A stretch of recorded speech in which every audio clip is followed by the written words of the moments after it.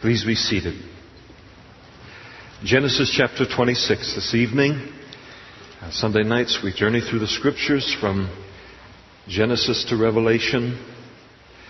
In chapter 25 we have the record of the death of Abraham, and Genesis now begins to take a turn, or it has some time ago really, as it began as a record of God's creation of the heavens and the earth, and then the fall of man in the Garden of Eden, and the flood in the time of Noah and all. And then the book of Genesis begins to focus on four great men in the early part of human history. And you have Abraham, and then Isaac and Jacob and Joseph. And so Abraham is gone. He's been gathered unto his people. Not a perfect man, but only Jesus is the perfect man.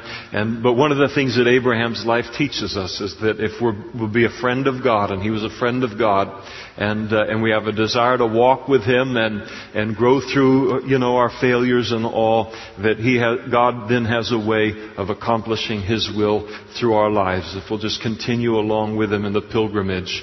And so here is then the focus now moving upon Abraham's son Isaac.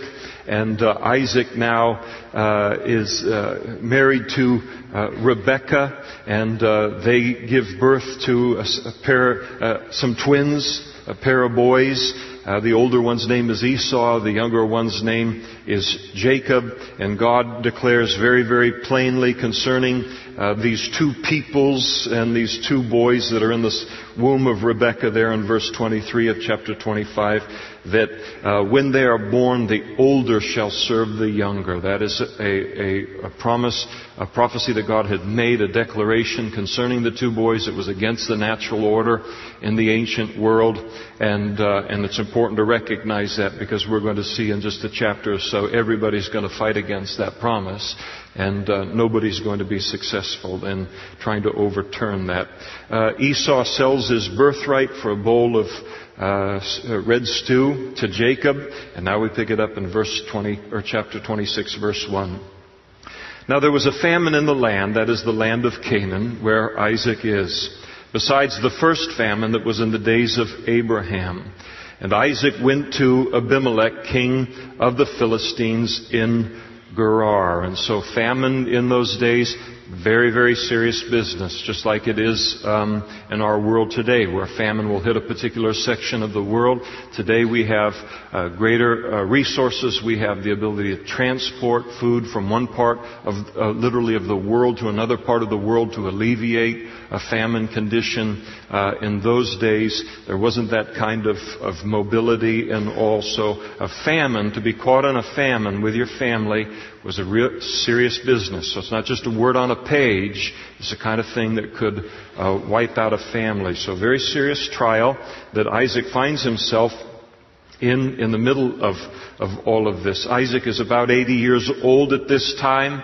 It's not the same famine that had occurred, under his father Abraham. That had occurred about 100 years earlier. So as a result of this famine, he now travels down to Gerar, which is in the southern section of Israel. We would know it as probably pretty close to the Gaza Strip.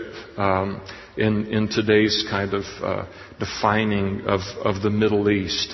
And so he travels down to Abimelech. Now we remember that Abraham had at a time in his life and his walk with God that he had met up with an Abimelech and had sold Sarah into his harem and this whole kind of a thing. This is probably not the same Abimelech. Again, you've got about 100 years between the two events.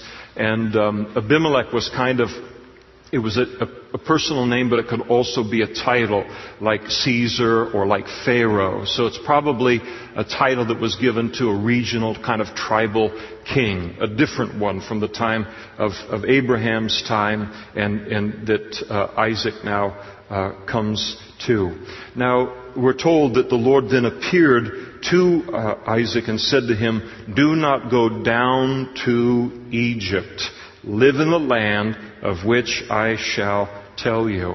Now, traveling to Egypt was a temptation for anyone during a time of famine, because in Israel at that time, they depended on what were called the early and the latter rains. There wasn't a canal system like we have in California or that kind of a thing. They depended on natural rainfall in order for their crops to be watered well enough and to be harvested and in order to have food for the year.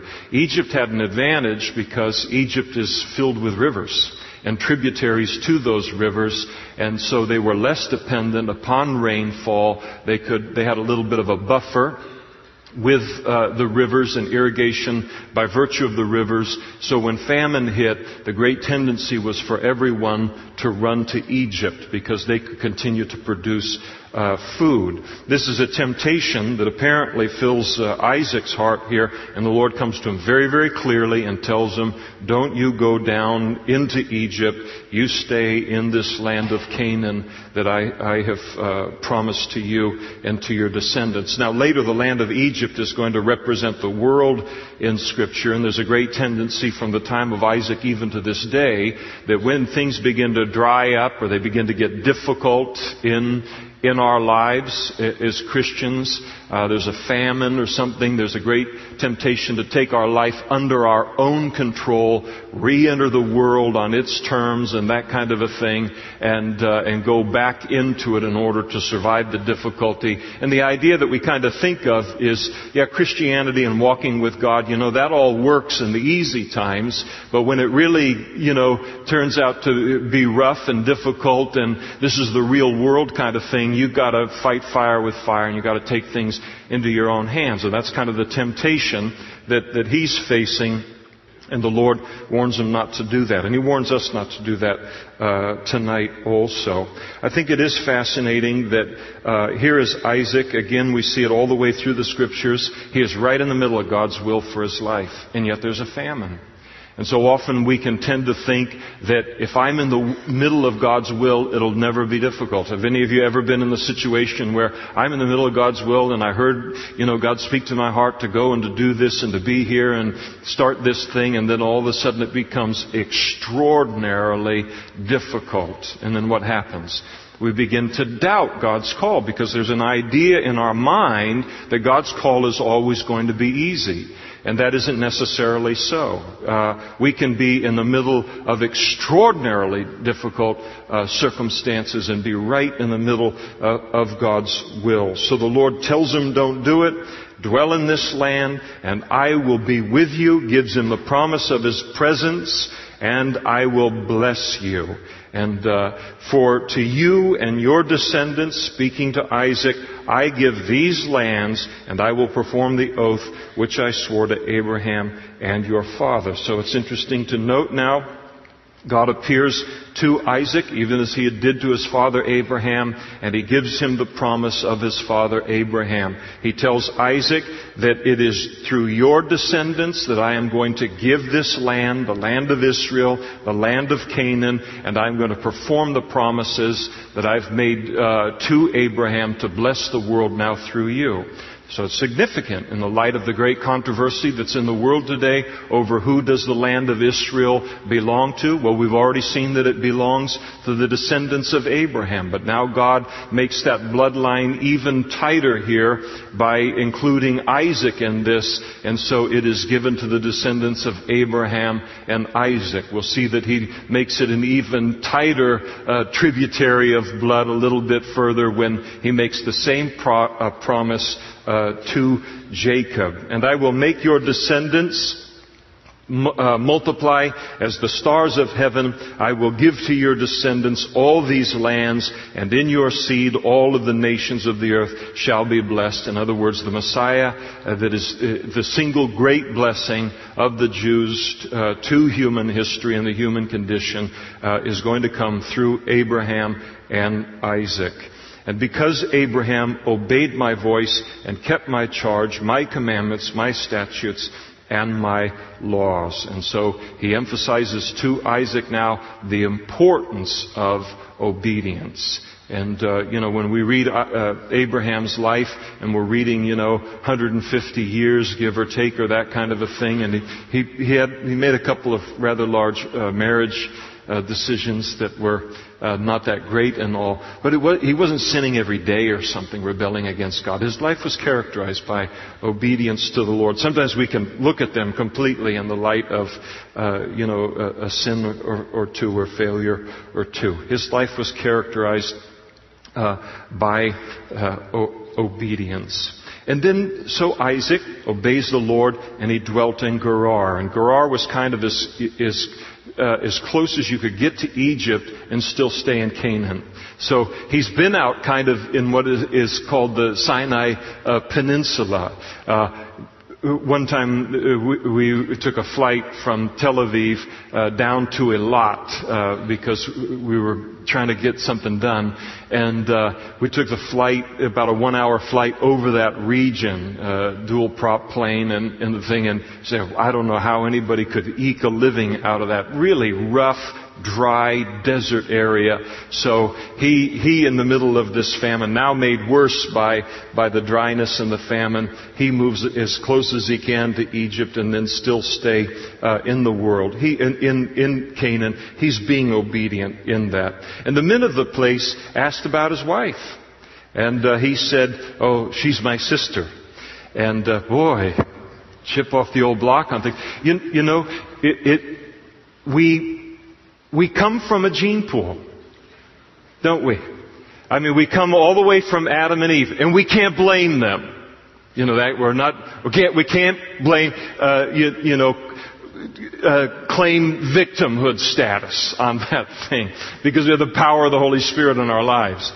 But there are tendencies in our mother and in our father that are pretty closely in our lives too, by virtue of being their children. And so here is this tendency that Isaac has gotten from his father. It's a sinful tendency that when things get really rough and you feel in danger, you lie your way out of it. And so this is what he's going to do. They asked about his wife. They evidently looked and said, "This must be his wife." Was this your wife? "Oh no, this isn't my wife. This is my sister." And the reason is given here. For he was afraid to say, "She is my wife," because he thought, he didn't know this to be true, lest the men of the place kill me for Rebekah, because she is beautiful to behold. These people don't have the fear of God. They'll kill me for my wife and all. We're going to see in a moment, both Abraham and Isaac, their fear related to these people that they were living in the middle of was unfounded. These people are appalled at what Abraham, and then appalled at what Isaac does here in selling his wife into the kind of the king's harem. But this is how he dealt with things. And now it came to pass when he had been there a long time. So,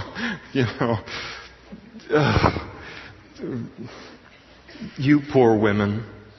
And so a long time that Abimelech, the king of the Philistines, he was looking through a window in his residence there, and he saw, and there was Isaac showing endearment to Rebekah, his wife. In the old King James, I think it says they were sporting together, so probably like throwing in their football and stuff around the courtyard and things like that. So they're smooching, they're kissing and stuff like that. And as Wally would say to the beeve, they're kissing and junk. And so whatever it was the kind of thing you do with your wife, but you don't do with your sister. And so he realizes, all right, this isn't, I've been told a lie here on all this. And Abimelech calls Isaac, and he said, quite obviously, she is your wife. So how could you say she is my sister?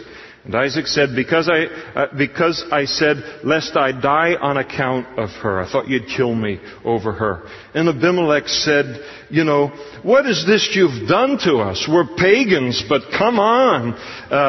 One of the people might have soon lain with your wife, and you would have brought guilt on us. And so nobody, laid a finger on her, and Rebekah the whole time she was in there. But he was upset over the fact that even unknowingly one of his men might have become involved with Rebekah, and then in violating, a marriage trust here and all. So he has a higher respect for marriage at this point than even godly Isaac has at the moment. And so Abimelech charged all of his people, saying, "He who touches this man or his wife shall surely be put to death." And so he makes a declaration to assure the safety of both Isaac and of Rebekah. And then Isaac sowed in that land, and he reaped in the same year 100-fold, and the Lord blessed him. Well, what gives with that? He just made one of the biggest blunders of his life right in front of everybody. I mean, it's right there in the Bible.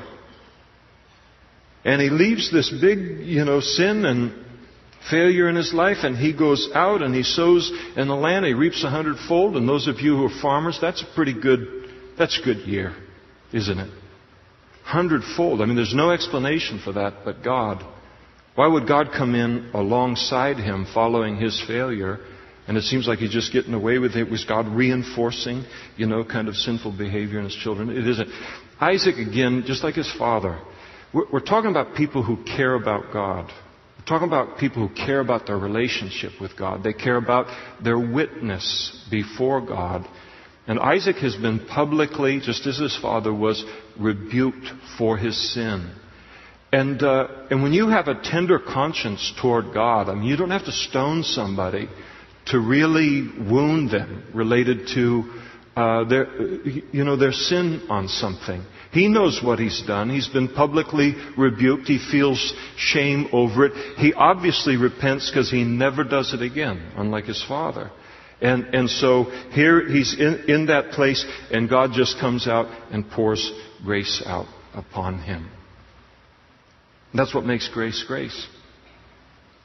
Is when God comes alongside our lives, even after he's given us these great promises and all of these things, and we just make a ninny of ourselves. And we're so ashamed of what happened there, and I can't believe that I did that thing. And then God, a smoking flax he will not quench, and a bruised reed he will not break. And he knows when we need a little spanking, and he knows when we need encouragement. God comes along and he just pours grace out on him. And it's going to be a big witness to the Philistines that are around him. Because that doesn't add up in terms of their gods. Their gods like Santa Claus. Got a list, checking it twice, going to see who's naughty or nice, that kind of thing. Here's a God who takes and blesses his children after they have failed. And our lives, they're a testimony to God's grace. What if Abraham and Isaac never failed and it was never recorded in the Bible? We would have the conclusion that God only blesses us when we're perfect. But nobody's perfect. We don't use that as an excuse to sin or to remain carnal or anything like that. But God is a gracious God because he knows we need a lot of grace. And so God prospers him. And the man, we're told there in verse 13, began to prosper. And then he continued prospering until he became very prosperous. I mean, the Lord is just really heaping things on him, the prosperity. For he had possessions of flocks and possessions of herds and a great number of servants. So flocks and herds and servants increasing. But all of this creates a problem, and the problem that it creates is that the Philistines envied him. That's a mark of Jewish history, isn't it? Where God blesses the Jewish people, he prospers them despite themselves. So often it produces an envy in the Gentile nations over that, and then the hostility and conflict comes out of it. And so the Philistines, they had stopped up all the wells which Isaac's father's servants had dug in the days of Abraham, his father, and they had filled them with earth. So they see the father's gone on the way, the son has come in, there's a little transition of power here. We're going to try and drive these people out of our land by stopping up their water supply. And Abimelech said to Isaac, finally, go away from us, for you are much mightier than we. What he's seeing there in that little section of the world, he's kind of seeing the balance of power among the tribes. It's getting unsettled. And it's just like today we look at, okay, you got China and Russia and world powers and the balance of power, and if it gets too far out of balance, then what's going to happen, the uncertainty and these kinds of things. Same thing tribally and locally. They were seeing Isaac become much more powerful than they felt was good for them. They're going to change their minds in just a few verses. And so they invite him to leave. I'm sure it was a little stronger than that. And so what did Isaac do? He departed from there, and he pitched his tent in the valley of Gerar, and he dwelt there. Now, Isaac is the kind of guy that doesn't like conflict. And he's a fairly passive person, as you would read the passage. Someone has said he is the mild son of a great father and the mild father of a great son, Jacob. And that's kind of true. He just likes to mind his own business, just wants a quiet life with God, and he just has kind of a quiet ministry. He's not interested in fighting with people and wars, and conflict is not something that he likes at all. And so he just leaves and goes someplace else. And Isaac again dug the wells of water which they had dug in the days of Abraham his father, for the Philistines had stopped them up after the death of Abraham. And so they drive him out of one section of the land. He goes to another section of the land. He knows where water is because he knows where his father has dug the wells. And then he goes to those sites and he undigs the well in order then to water his flock and keep his family alive.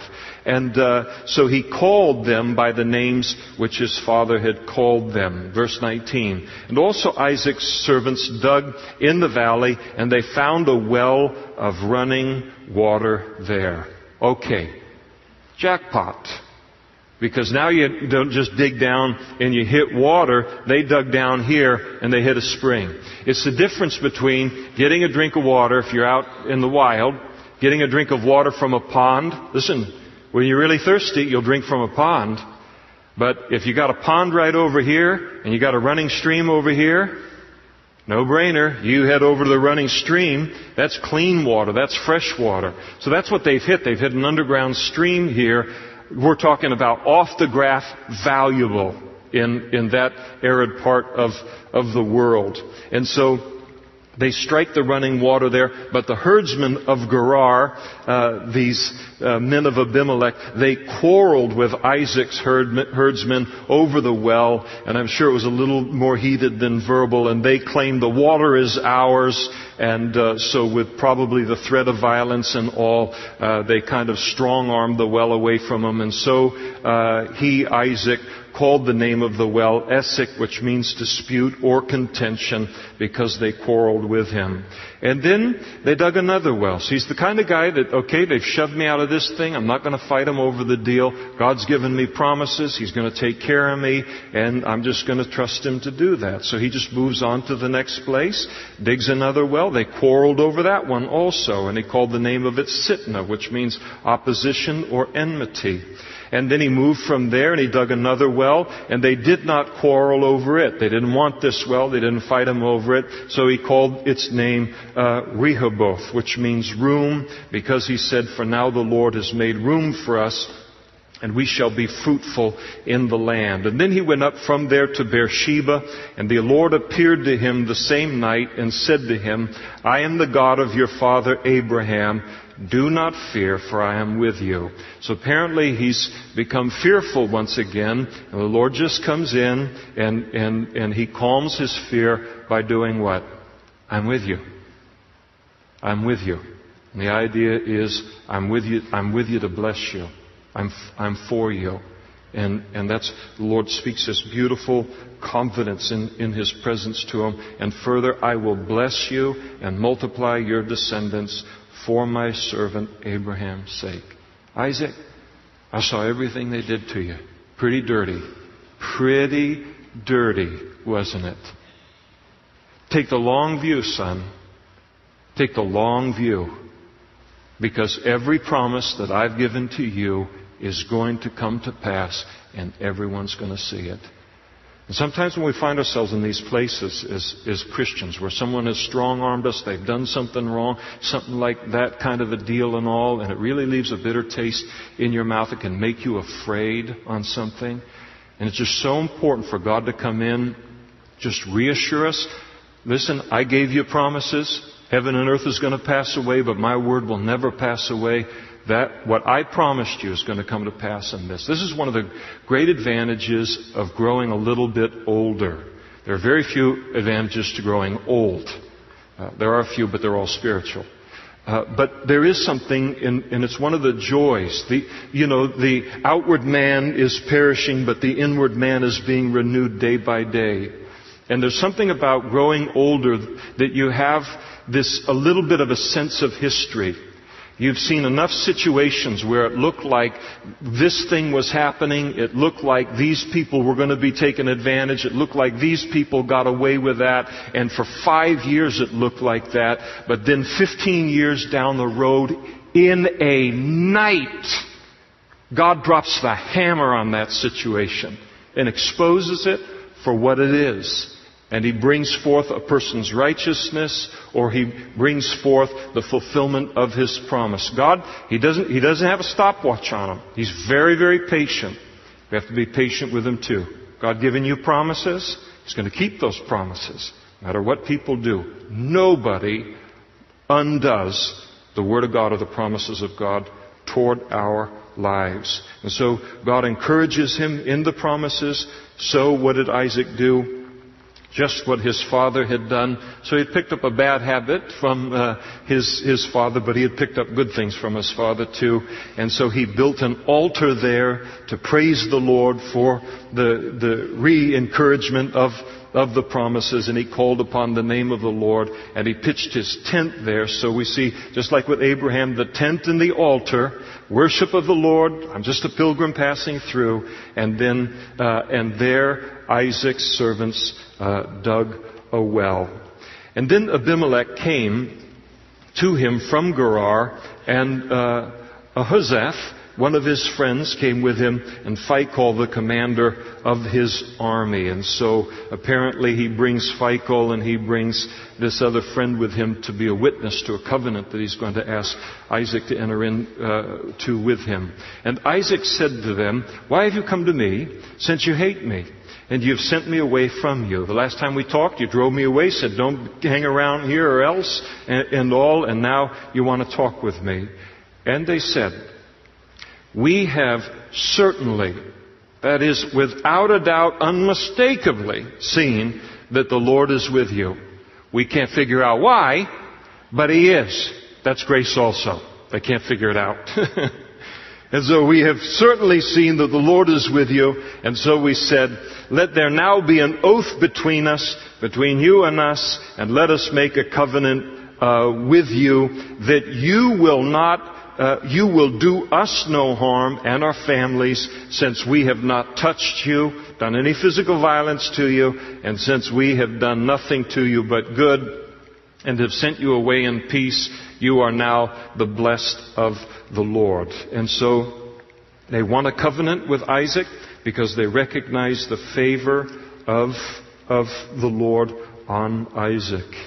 I just see the anointing that's there. God is with this guy, and we can fight it every way we want, but whoever this guy's God is, man, he does stuff we're not seeing anybody else do. And so they're saying, clearly, God is on your side, and what's happening in your life cannot be explained by your talent and by your abilities. This can only be God that's working in your life. We want to be on the right side of you because we want to be on the right side of your God. And so they recognize, even as Abimelech did earlier with Abraham, God is with you.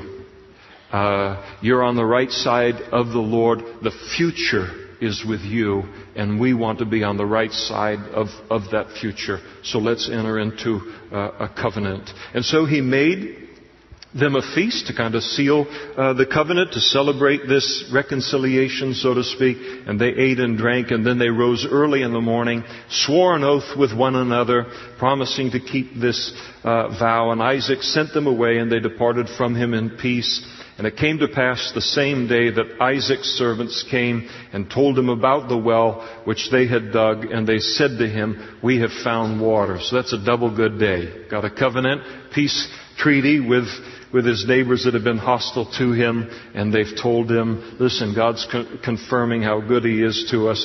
We have found water once again. And so he called it Sheba, and therefore the name of the city is Beersheba to this day. When Esau, now moving over to Isaac's son here, Esau. When Esau was 40 years old, he took as wives Judith, the daughter of Berai, the Hittite, and Basemath, the daughter of Elon, the Hittite, and they were a grief of mind to Isaac and to Rebekah. He said, oh boy, these daughters-in-law, they're really, really rough. Now Esau, this guy just does not get it. He just doesn't seem to have a spiritual bone or thought in his body. And here he is. He sold his birthright for a bowl of stew to his brother and all.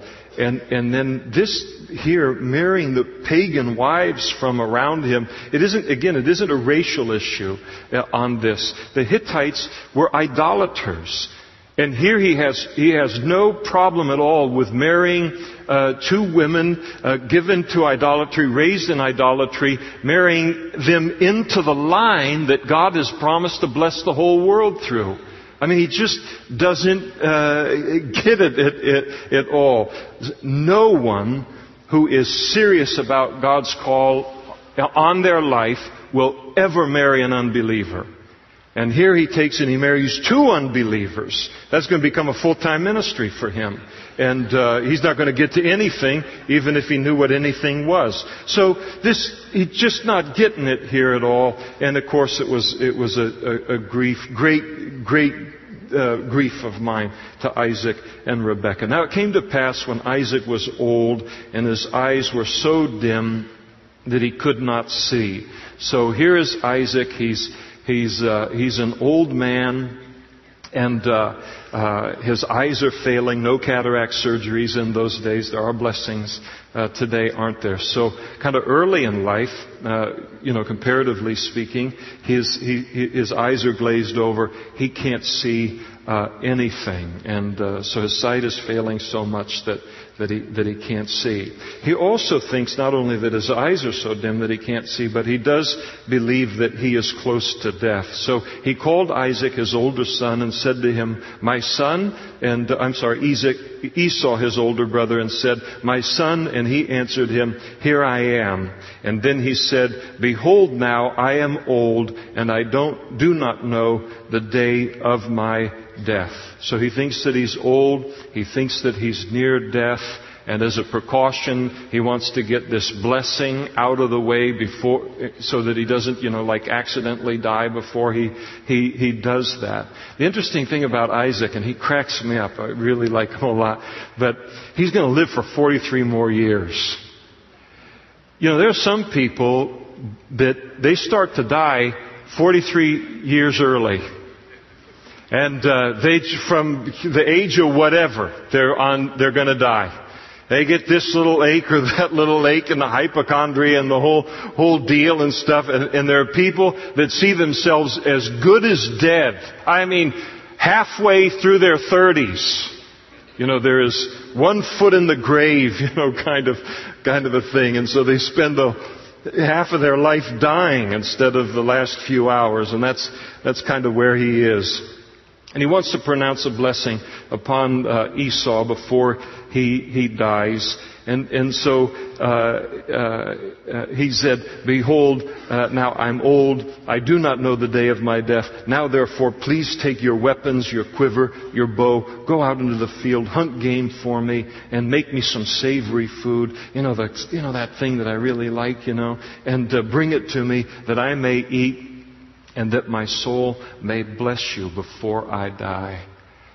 Isaac, bro, what in the world are you thinking here?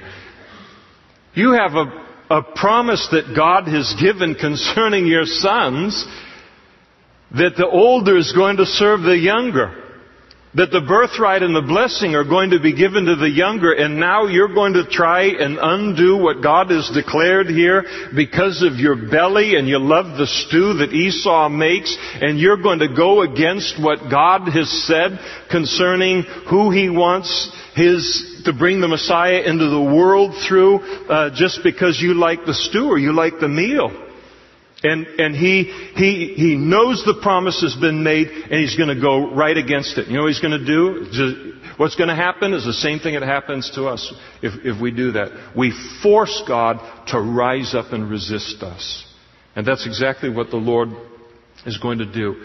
This is just unbelievably wrong. I mean, it's just a pure act of just pure carnality and self-will here. Esau had already sold his birthright. He's married pagan wives. And Isaac's stubbornness here in this thing is all the more remarkable, given the fact that he remembers the great effort that God went to, and his father went to in the Lord to provide him with a proper wife. Esau's wrong here too, because he knows he sold the birthright. And he knows the blessing goes with the birthright, but he likes the idea, but he sold all that for a bowl of stew. But now they're both going to kind of unite to disregard God's plan. Someone has said, and I love it, I remember hearing it years ago concerning Isaac, he was all kitchen and no chapel. He's just thinking about his belly here. You know what's really sad to me about it, and it's a great lesson concerning Isaac, is you look at him and you go, where's the young man from Mount Moriah? Where's the picture of Christ? Where's the man who's willing to have his life taken in order to obey God and the picture of what God has wanted? I mean, here he is. Early in his youth, he was so much stronger of a child of God and a man of God than he was in his later years. And it's really sad what he has become.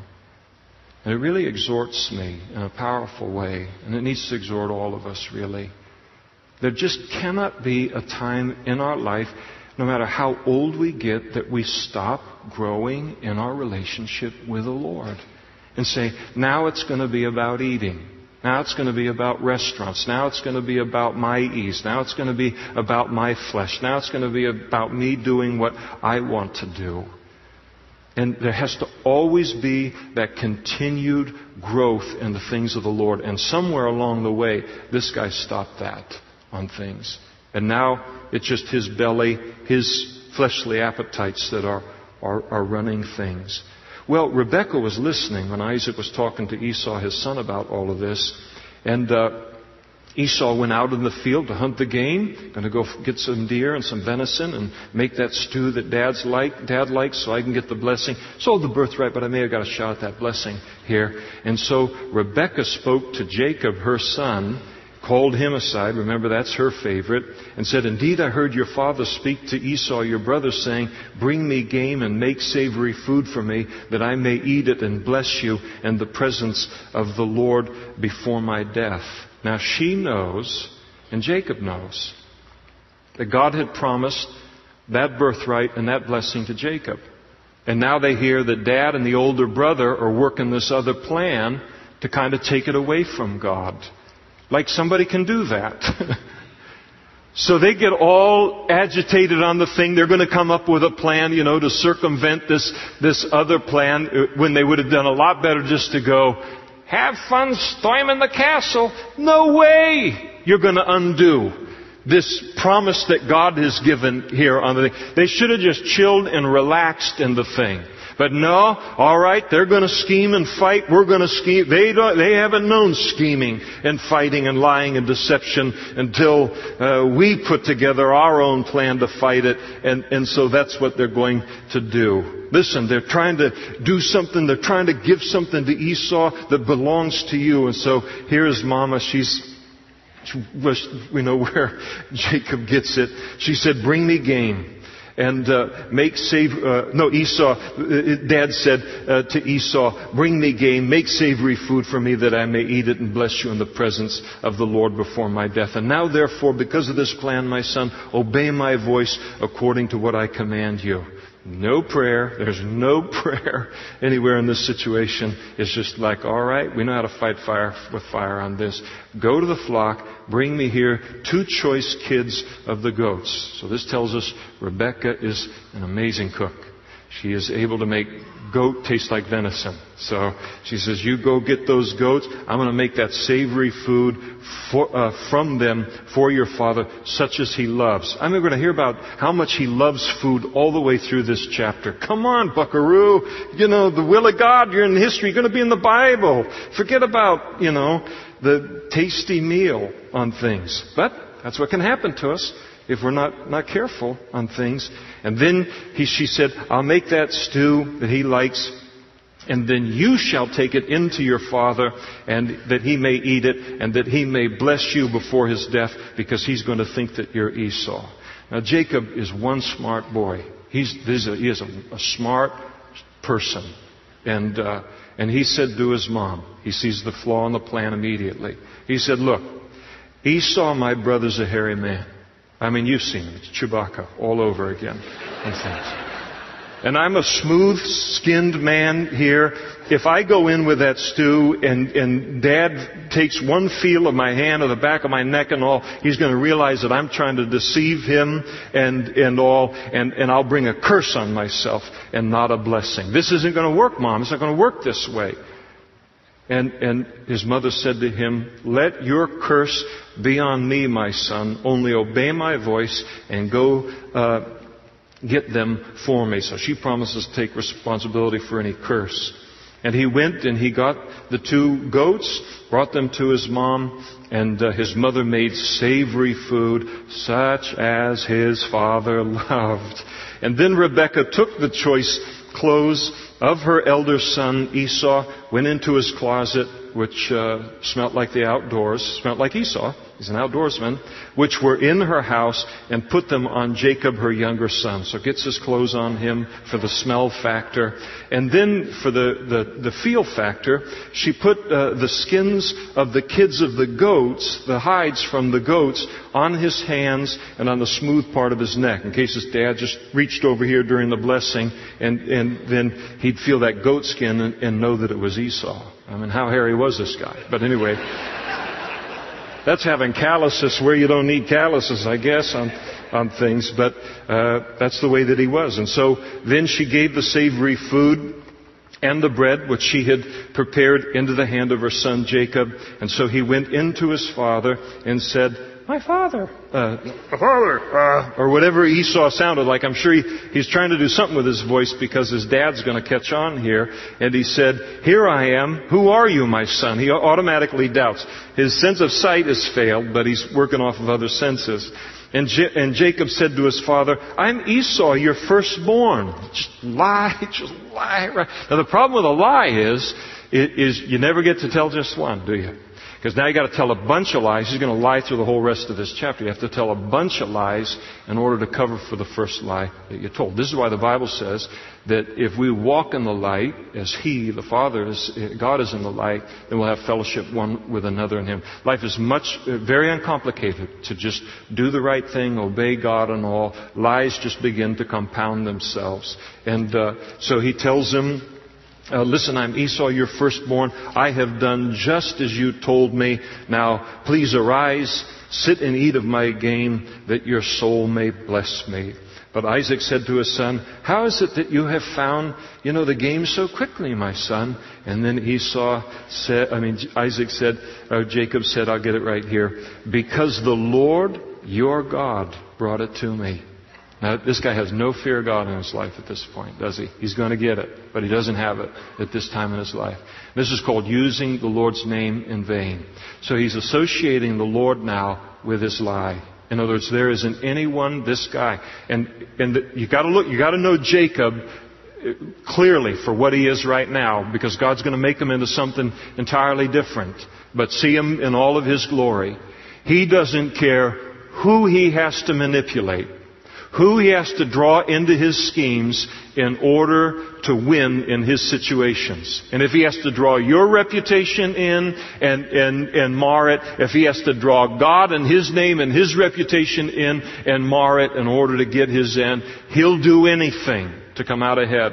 And so he associates the Lord now with his scheme and with his lie.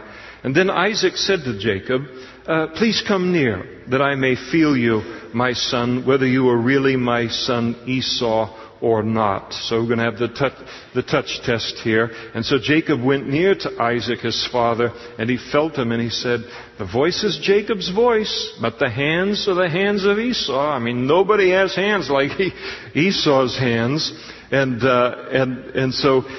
he did not recognize him because his hands were hairy like his brother Esau's hands. And so he blessed him. And then he said, are you really my son Esau? Jacob said, his lies just keep coming forward. I am.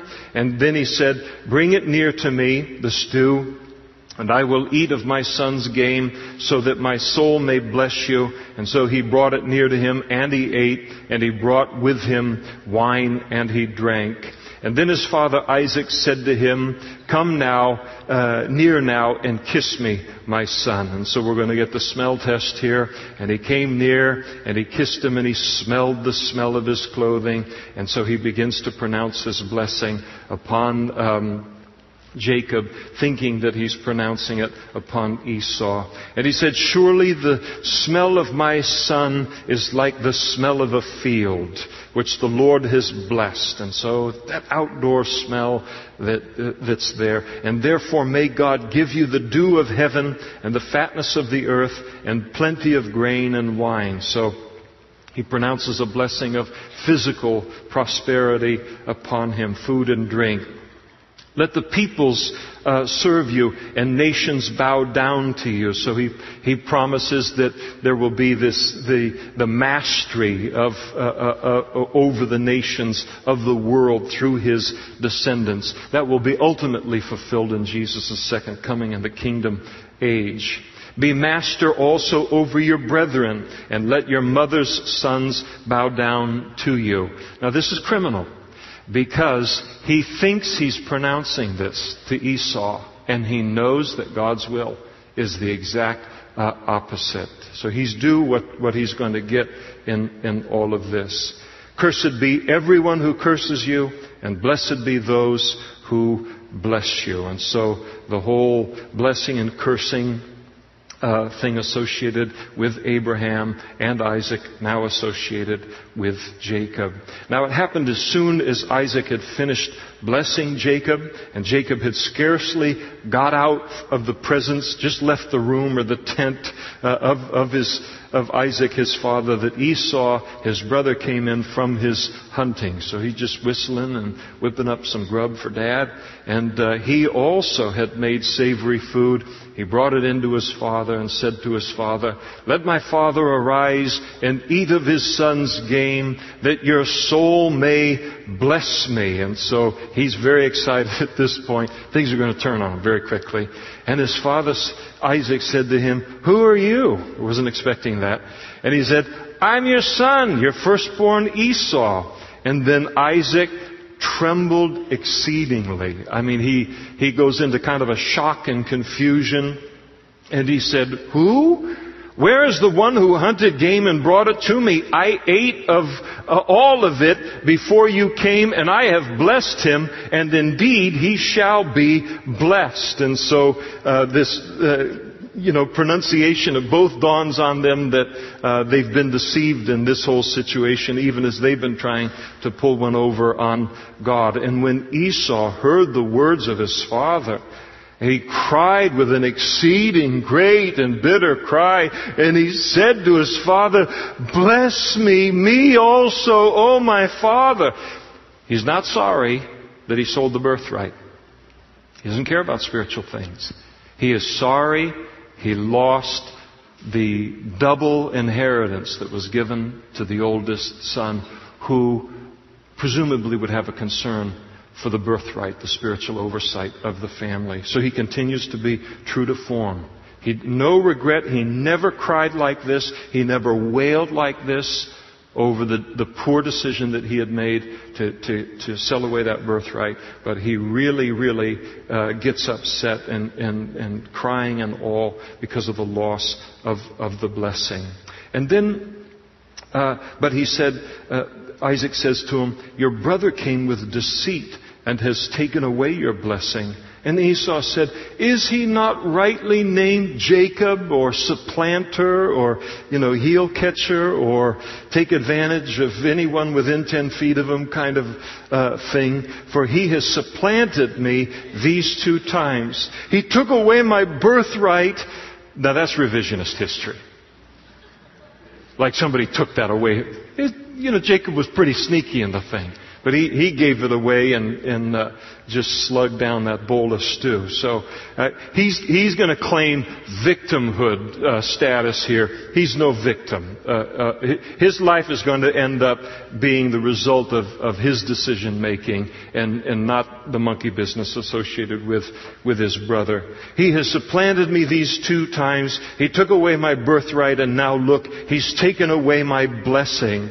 And he said to his father, have you not reserved a blessing for me? Are you all out of blessings? I mean, is there just one blessing in you, Dad? And then Isaac answered and said to Esau, indeed, I have made him your master, and all his brethren I have given to him as servants, given him dominion over the family, the descendants, everything.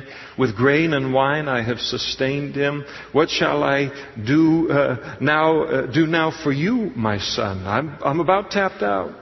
And Esau said to his father, have you only one blessing, my father? Bless me also, oh my father. It's a little dramatic, but it's about what's going on. And Esau lifted up his voice and wept. This giant, and he's crying over the disappointment. The day began so good, and now look what it's turned into. And Isaac, his father, answered and said to him, behold, your dwelling shall be of the fatness of the earth and of the dew of heaven from above. So he does have a blessing that he now pronounces on his other son. And he pronounces that he and his descendants would prosper. And they did. Esau will ultimately become the father of the Edomites, the nation of Edom. They would prosper and become a great people. By your sword you shall live. They were a warlike people. And you shall serve your brother. And it was true, the Edomites were under the dominion of the Israelites through most of the Old Testament history and all. But then Isaac tells him, and it shall come to pass when you become restless that you shall break his yoke from your neck. And so about 1,000 years after this, one of the kings that followed King David conquered that whole section of the world there, including the Edomites. But then Israel went into a long history of rebellion against God, and before they ended up going into captivity, because their nation became weaker and weaker because of their disobedience, these satellite peoples and countries that they had dominion over, one by one began to break free of that dominion, and the Edomites were able to do that under when Israel was being governed by King Joram. And so Esau hated Jacob because of the blessing with which his father blessed him. Man, he's just bitter over this thing. Esau said in his heart, I'm going to let him, he's steamed over this. He said, the days of mourning for my father are at hand. Then I will kill my brother Jacob. So he thinks his father's going to die pretty soon too on things. Dad's going to live a lot longer, as I said. He said, Dad, the lone comfort in his heart is Dad's going to die. And when he dies, the first thing I'm going to do is kill that younger brother of mine. That's the only comfort he had in his heart at that time. That's how bitter he is over the situation. And the words of Esau, so he thought about it in his heart, but somehow the words get out also. The words of Esau, her older son, were told to Rebekah. And so she sent She called Jacob, her younger son, and said to him, "Surely your brother Esau comforts himself concerning you by intending to kill you." All he thinks about day and night now is just the day he gets to kill you. "And now, therefore, in light of the danger, my son, obey my voice, arise, flee to my brother Laban in Haran." And so back to 550 miles back to Mesopotamia, where Rebekah had come and been brought to Isaac. And so she's saying, "You need to flee and get out of here and put a lot of miles between you and Esau right now. He's really upset. And stay with your uncle Laban for a few days until your brother's fury turns away." Now, in all of this, we start to see the consequences of what's just happened here. God made a very simple promise and prophecy that the older was going to serve the younger, that His blessing was going to be upon the younger. God gets to choose to use whoever He wants in human history. And Isaac rises up and he tries to fight that, God's will on that. Esau rises up, he tries to fight that. Rebekah rises up, and rather than resting in allowing God, you hear what they're planning here and what they're looking to do and everything, and I don't know, and you gave the promise, and this is what looks like going to happen. It's going to be interesting to see what you do. Lifting it up in prayer and trusting in the Lord, she begins to manipulate. Jacob gets drawn in all too happily to do so into the manipulation, and the whole family's going to splinter. Every single one of them is wrong in this situation. And they're all going to pay a tremendous price here for it. Esau's already paying the price here. And Rebekah is just beginning to. She sends her favorite son Jacob away off to Haran. And she sends him away with the idea in verse 44 that it'll be a few days. It'll be 20 years. It'll be 20 years. And she will never see that boy alive again. Because she will die during those 20 years. He will come back, but they will never see each other again. Tremendous price paid in this.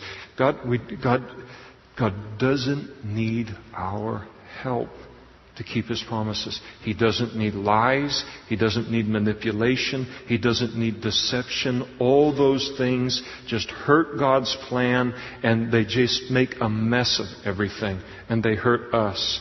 So she thinks, just go away for a short period of time, a few days, till your brother's fury turns away, until your brother's anger turns away from you, and he forgets what you have done to him.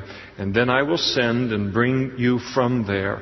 And why should I be bereaved also of you both in one day? In other words, she looks at it and figures that if Esau rises up and kills Jacob, that would be a murder. And then the requirement would be in that Middle Eastern culture for then a blood relative to rise up and exact judgment against Esau for the murder by killing him. So she sees this thing as having the possibility of both of her sons being dead in a day. And Rebekah then goes to Isaac and she said, "I am weary of my life because of the daughters of Heth. If Jacob takes a wife of the daughters of Heth like those who are the daughters of the land, what good will my life be to me?" So she comes to Isaac. She's not done with her manipulation, because she is sending Jacob away in order to kind of spare his life and all. And then she comes to her husband and she portrays it as, let's send him away in order that he can find a good wife rather than one of these Canaanites. So she's continuing to kind of work the different things that way, and the whole thing is just a mess, as I said, because of it. God's going to overwhelm it with His grace, but He's going to teach people some things in the course of all it, some really hard lessons. Jacob here, when he leaves and he heads off to Haran, and we'll stop here tonight, but when he heads off to Haran, you can look at the situation and say, well, man, he he just deceived Dad and did this whole thing and everything, and now he's going to go off and become one of the 3 great patriarchs of Israel. He has no idea what is waiting for him in old Uncle Laban. If Jacob thought he was a hustler, if he thought he was a deceiver and a player and all this, he hasn't seen a manipulator till he runs into his uncle Laban. This guy wrote the book on it. And one of the interesting things that God does so often is when there's that strong kind of trait in our life that'll ruin what God has called us to do and to be, how often God will take us and for a long period of time put us right on the bench next to, at work, or the locker next to us at school, or whatever it might be. The person who has that very same tendency that we have, only to the 10th degree. And then we become a victim of the very thing that we've been victimizing other people with, and we become so sick of that we don't want any part of that in our lives. We ask God to remove it from our lives. And that's what God's going to do on it. Did the same thing with David and Saul. And God takes David and all, and as part of preparing him to become the king of Israel and all, He takes and brings him right in close to Saul. And has him spend a fairly long period of time looking at the insanity and the craziness and all of the, ungodliness and anger and jealousy and all of these things of Saul, and become a victim of it himself. So that when David became king and became an influencer among God's people, that will have already been purged away from his life. And so often God works it that way. And so the story will continue, Lord willing, next week when we pick up chapter 28.